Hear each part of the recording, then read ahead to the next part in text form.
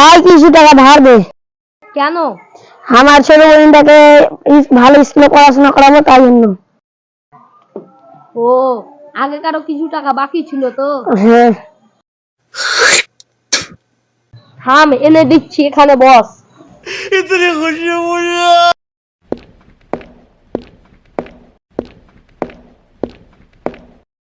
এই যে নে ধর।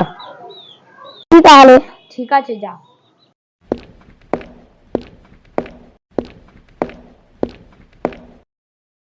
ওই থাম, কোথায় গেছিলি? বন্ধুদের সাথে আড্ডা দিতে।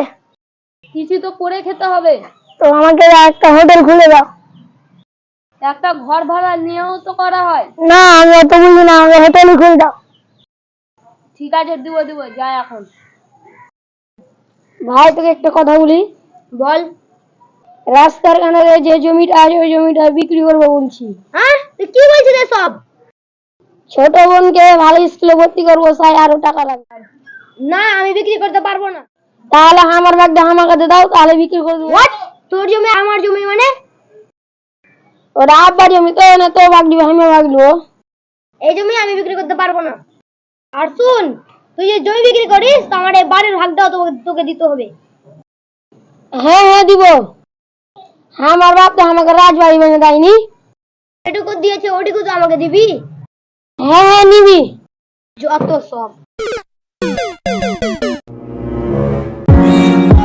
আমার ভাইকে যায় ব্যাপারে কিছু বলা ঠিক হয়নি। আমার ভাইটা তো অনেকদিন ধরে কথা আমার বাড়ি আসে না।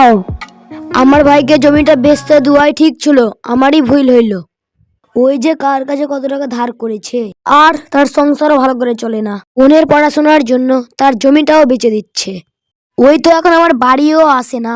যাই, ওর সাথে একবার দেখা করেই আসি। ও অনেক দিন তো হয়েই গেল, যাই এবার আমার ভাইয়ের সঙ্গে দেখা করে আসি।